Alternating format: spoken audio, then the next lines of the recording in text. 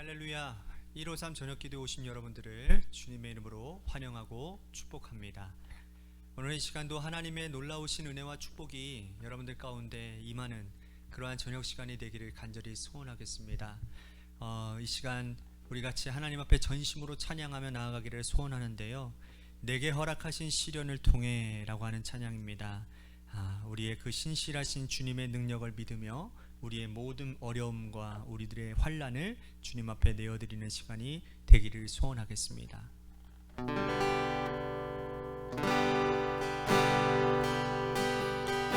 내게 허락하신 시련을 통해 나의 믿음 더욱 강하게 자라나고 험한 산과 골짜기 지나는 동안 주께 더 가까이 나를 이끄시네. 내가 겪는 시험이 어렵고 힘겨워도 내 주님보다 크지 않네.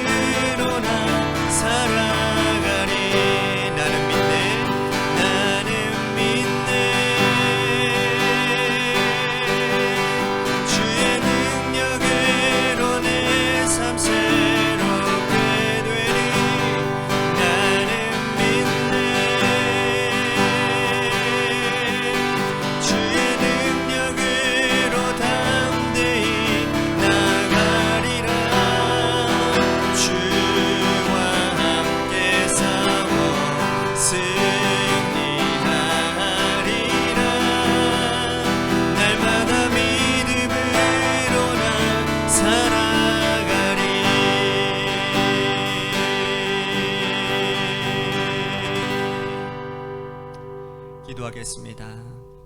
하나님, 정말 믿음이 없이는 살 수 없는 참 힘들고 무섭고 어려운 세상 가운데 살고 있습니다. 신실한 믿음을 허락하여 주옵소서. 나에게 능력 되시고 나의 길이 되시고 생명 되시는 그 주님을 붙들 수 있는 하나님, 강한 믿음의 소유자들이 되도록 오늘 이 시간 우리 가운데 임재하여 주시고 우리를 만나 주옵소서. 하나님의 말씀을 듣고도 우리들이 하나님의 뜻을 하나님 깨달을 수 있는 들을 귀와 준비된 마음을 허락하여 주시어 기도와 말씀이 조화를 이루어 하나님 내 영이 새로워지고 성숙되어지는 그러한 시간 되도록 인도해 주옵소서. 사랑이 많으신 예수님 이름 받들어 간절히 축복하며 기도하옵나이다. 아멘. 오늘 이 저녁 시간에 하나님이 우리에게 주신 말씀 보도록 합니다. 고린도전서 3장 3절부터 15절 말씀까지 보겠습니다. 고린도전서 3장 3절에서 15절 말씀, 제가 가지고 있는 성경 신약 페이지 265쪽에 있습니다. 우리 앞에 스크린이 있으니까 우리 다 같이 함께 봉독하겠습니다. 시작. 너희는 아직도 육신에 속한 자로다. 너희 가운데 시기와 분쟁이 있으니 어찌 육신에 속하여 사람을 따라 행함이 아니리요. 어떤 이는 말하되 나는 바울에게라 하고 다른 이는 나는 아볼로에게라 하니 너희가 육의 사람이 아니리요. 그런즉 아볼로는 무엇이며 바울은 무엇이냐. 그들은 주께서 각각 주신 대로 너희로 하여금 믿게 한 사역자들이니라.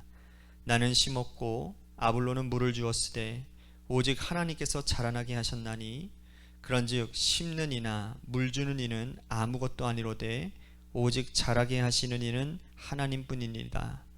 심는 이와 물 주는 이는 한 가지이나 각각 자기가 일한 대로 자기의 상을 받으리라. 우리는 하나님의 동역자들이요 너희는 하나님의 밭이요 하나님의 집이니라. 내게 주신 하나님의 은혜를 따라 내가 지혜로운 건축자와 같이 터를 닦아두매 다른 이가 그 위에 세우나 그러나 각각 어떻게 그 위에 세울까를 조심할지니라. 이 닦아둔 것 외에는 능히 다른 터를 닦아둘 자가 없으니 이 터는 곧 예수 그리스도라. 만일 누구든지 금이나 음이나 보석이나 나무나 풀이나 짚으로 이 터 위에 세우면 각 사람의 공적이 나타날 터인데 그날이 공적이 밝히리니 이는 불로 나타내고 그 불이 각 사람의 공적이 어떠한 것을 시험할 것임이라. 만일 누구든지 그 위에 세운 공적이 그대로 있으면 상을 받고 누구든지 그 공적이 불타면 해를 받으리니 그러나 자신은 구원을 받되 불 가운데서 받은 것 같으리라. 아멘. 오늘 이 저녁 시간에도 하나님의 은혜를 사모하셔서 이제 나오신 여러분들에게 하나님의 신령한 은혜와 축복이 함께 하시기를 바라겠습니다. 자녀를 향한 부모의 마음은 동서고금을 막론하고 거의 다 동일할 것 같습니다. 자녀들이 육체에 속해서 성장하고 또 성장함을 따라서 부모들이 자녀들의 육체만 성장하는 것이 아니라 그들의 마음도 정신도 영혼도 성장하고 자라기를 원할 겁니다. 육체는 성장하는데 마음이 자라지 않고 영혼이 성숙하지 않고 그대로 머물러 있는 자녀를 보는 것은 부모들에게 있어서는 굉장히 고통이고 아픈 마음을 가눌 길이 없을 것입니다. 그런데 그렇게 걱정했던 자녀가 성장을 해서 학교를 졸업하고 짝을 찾고 또 결혼을 해서 가정을 이루게 됩니다. 그 자녀가 또 자녀를 낳습니다. 그래서 성숙합니다. 하나님께는 기쁨과 영광이 되고 이 세상에는 더할 나위 없이 훌륭한 사람으로 성장합니다. 그러한 자녀를 보는 부모의 마음은 이제는 내가 죽어도 여한이 없겠구나 하는 마음으로 얼마나 흐뭇한지 모를 것입니다. 우리 믿음의 백성들, 각 사람들을 보는 우리 예수님의 마음이 바로 그러하지 않을까요? 예수 그리스도는 우리 각 사람을 위해서 십자가에 달려 자신의 목숨을 내어주신 분이십니다. 그러므로 주님은 우리가 영적으로 성장하기를 바라고 계십니다. 성장하지 못하고 그대로 머물러 있는 우리 각 사람을 보는 주님의 마음은 고통스럽지만 그러나 성장하고 성숙해서 주님의 마음을 깨달아 알고 누가 시키지 않아도 훌륭한 믿음의 백성, 성도의 삶을 살아가는 우리 성도들의 삶을 보는 주님의 마음은 더할 나위 없이 행복할 것입니다. 고린도 교회를 보는 바울의 마음도 역시 이와 같을 거라고 생각이 되어집니다. 바울은 고린도 교회를 개척한 개척 목회자입니다. 자신의 열정을 다해서 고린도 교회를 일궈놓은 사람이지요. 그런데 교회 성도들이 성장하지 못하고 아직까지 육신에 머물러 있다라는 소식을 듣게 된 겁니다. 그러니 몹시 가슴이 아픈 것이죠. 바울은 그러므로 조금 더 강력한 어조로 고린도 교회 성도들에게 편지를 써서 그들을 책망하고 있습니다. 3절을 다시 보십시오. 너희는 아직도 육신에 속한 자로다. 너희 가운데 시기와 분쟁이 있으니 어찌 육신에 속하여 사람을 따라 행함이 아니리요. 바울은 고린도 교회 성도들에게 너희는 아직도 육신에 속한 자다. 듣기에 따라는 굉장히 서운하게 들릴지는 모르지만 그러나 바울은 돌려서 말하지 않았습니다. 직선적으로 말하고 있습니다. 너희 가운데 아직 시기와 분쟁이 있으니 어찌 육신에 속한 자라고 하지 않을 수 있겠느냐. 바울은 그들을 육신에 속한 자, 시기와 분쟁이 아직까지도 있다라는 증거를 이렇게 말을 하고 있는 겁니다. 4절을 보십시오. 어떤 이는 말하되 나는 바울에게라 하고 다른 이는 나는 아볼로에게라 하니 너희가 육의 사람이 아니리요. 교회의 파벌이 나눠졌다라는 겁니다. 1장에서 본 것처럼 그 교회는 바울파, 아볼로파, 게바파, 그리스도파로 나뉘어져 있다고 제가 말씀을 드렸어요. 사실 가장 큰 파벌은 바울파와 아볼로파였습니다. 말씀드렸죠. 바울은 고린도 교회를 개척한 목회자고 아볼로는 바울 뒤를 이은 2대 담임자입니다. 그러니까 두 목회자를 따르는 성도들이 서로 나뉘어져서 마음과 생각이 나뉘어졌고 분열되어지고 하나 되지 못하고 서로 사사건건 시기와 분쟁 가운데 살아가고 있었다는 겁니다. 그러니 이들은 육신에 속한 자라고 해도 과언이 아닐 것입니다. 이들은 아직까지 성숙하지 못해서 사람을 사람으로 보지 못하고 그 사람 자체가 곧 그리스도처럼 바라보고 있었다는 거예요. 성숙한 사람은 사람을 사람으로 보지 못하는 성숙한 사람은 사람을 그리스도로 보지 못한다는 겁니다. 자, 우리가 믿음의 사람이라고 하면 그 사람을 통해서 역사하시고 나타나는 하나님의 능력을 바라봐야 할 것입니다. 교회가 분열하고 사람을 그리스도로 모시고 사는 교회는 1차원적인 교회이고 사람의 손가락질을 받을 수밖에 없을 것입니다. 문제는 이러한 성도들의 심리를 잘 이용한 교육자들이 있다는 겁니다. 지금도 한국교회 안에는 여전히 인기를 영합하고 여전히 사람의 목소리를 따라가는 목회자들이 있습니다. 자신은 그리스도의 말씀을 전하는 심부름꾼에 불과한데도 불구하고 심부름꾼이 오히려 주인의 자리를 차지하려고 하는 목회자들, 그들은 거짓 선지자나 다른 바가 없습니다. 바울은 자신과 아볼로의 정체성을 이렇게 분명하게 나타내고 있습니다. 6절 7절 보십시오. 나는 심었고 아볼로는 물을 주었을 때 오직 하나님께서 자라게 하셨나니 그런즉 심는 이나 물 주는 이는 아무것도 아니로되 오직 자라게 하시는 이는 하나님뿐이니라. 바울은 개척의 목회자로서 심었던 사람이고 아볼로는 그 다음 후임 목회자로 심은 씨앗에 물을 주어 열심히 목약한 사람에 불과하다는 겁니다. 그러나 자라게 하신 분은 하늘에 계신 하늘 아버지라고 바울은 힘주어서 분명히 말을 하고 있는 것이죠. 바울은 심었고 아볼로는 물 주는 것 외에는 할 수 있는 것이 아무것도 없었다라는 겁니다. 농부가 그렇지 않습니까? 농부가 씨를 뿌리고 물을 주고 김을 매는 것 이외에 뭐 할 게 있습니까? 아무것도 없습니다. 하늘에 계신 하나님께서 해를 주시고 자라게 하시고 열매 맺게 하시는 것이지 사람의 힘으로 열매를 맺을 수는 없는 겁니다. 아무리 능력 있는 사람이라 하더라도.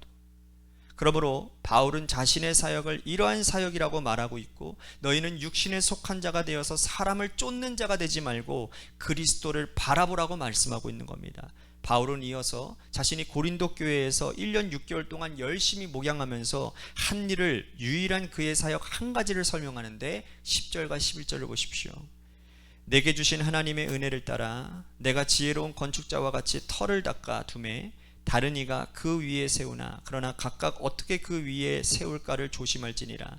이 닦아둔 것 외에 능히 다른 터를 닦아둘 자가 없으니 이 터는 곧 그리스도라. 예수 그리스도라. 그러니까 바울은 자신을 지혜로운 건축자라고 말하고 있고 그가 고린도 교회에서 한 것은 터 닦는 일밖에 없다라는 겁니다. 그런데 바울이 닦은 터는 예수 그리스도 한 분이었다라는 거예요. 그 터를 닦는 일은 사람들에게 잘 나타나지 않습니다. 우리가 집 짓는 것을 밖에서 제3자의 눈으로 볼 때에는 그 집의 터를 닦는 것은 그렇게 멋지게 보이지 않습니다. 집이 기초를 하고 터를 닦고 그 위에 드디어 모습을 드러낼 때 그제서야 우리 집이 모양을 갖추어 가는구나 라고 생각할 수 있는 것이죠. 그런데 바울은 멋진 일을 한 것이 아니라 사람들 눈에 보이는 아름다운 일들을 한 것이 아니라 사람들이 알아주지 않는 터 닦는 일을 했는데 그 터는 곧 바울의 터가 아니라 예수 그리스도의 터였다라는 겁니다. 이것이 바울의 사역이었다라는 거예요. 목회자의 일은 뭡니까? 터 닦는 사역입니다. 열심히 말씀 가르치고 성도들을 위해서 기도하고 성도들을 위해서 영혼을 돌보는 일, 이것들은 사람들에게 나타나지 않는 일입니다. 사람들에게 잘 보이지 않는 일이지요. 하지만 바울은 목회자로서 열심히 고린도 교회를 목회하면서 그 터가 자신의 터가 아닌 예수 그리스도의 십자가의 복음의 터를 열심히 닦았다라는 겁니다. 이제 집을 짓는 것은 성도들 각자의 몫으로 남겨둔다라는 것이죠. 자, 12절 보십시오. 만일 누구든지 금이나 음이나 보석이나 나무나 풀이나 지푸로 이 터 위에 세우면, 두 종류의 집을 짓는 사람이 있는데 목회자인 바울이 예수 그리스도의 터를 닦아두면 성도들 중에는 어떤 이는 금이나 어떤 이는 은이나 그 보석으로 열심히 집을 짓는 사람도 있고 어떤 부류들은 나무나 풀이나 집으로 집을 짓는 사람들이 있다라는 겁니다. 우리가 얼핏 생각해 보아도 견고하고 튼튼한 집은 어떤 집이겠습니까? 당연히 금이나 은이나 보석으로 짓는 집이 튼튼하지 않겠습니까? 하나님 보시기에 기쁨과 영광이 되고 사람들 보기에 아름답고 나중에 어떠한 시련과 환란이 다가와도 금, 은, 보석으로 지은 집이 흔들리지 않을 것이 아니겠습니까? 그런데 의외로 금, 은, 보석보다 나무나 풀이나 집으로 집은 사람들이 굉장히 많다라는 겁니다. 우리 주 하나님, 우리 주 그리스도께서는 나무나 풀이나 집으로 지은 집, 금, 은, 보석으로 지은 집, 이 집을 시험하실 거라는 겁니다. 그 시험할 때가 불같은 시험으로 우리가 지은 집을 연단하고 달아보시겠다라는 거예요. 그때가 어떻게 되겠습니까? 자, 14절과 15절 보십시오. 만일 누구든지 그 위에 세운 공적이 그대로 있으면 상을 받고 누구든지 그 공적이 불타면 해를 받으리니 그러나 자신은 구원을 받되 불 가운데서 받은 것 같으리라.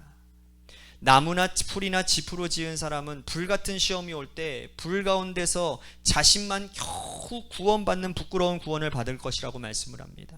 그 집은 다 타버리게 될 거라는 거예요. 그러므로 바울이 여기서 말하고 싶은 것은 이거입니다. 목회자와 성도의 역할을 구분한다라는 겁니다. 목회자는 예수 그리스도로 터닦는 생활을 열심히 해야 되는 것이고, 성도의 일은 믿음의 집을 지어야 되는데, 나무나 집이나 풀이 아닌 금, 은, 보석으로 열심히 견고하게 자신의 믿음의 집을 지으라는 뜻이라는 거예요. 불같은 시험으로 우리를 연단해도 결탄코 한순간에 불타지 않을 아름답고 견고한 집을 짓는 것이 오늘 우리의 목표 아니겠습니까? 이러한 사람, 이러한 성숙한 믿음을 가진 사람이 되기를 간절히 소원하겠습니다.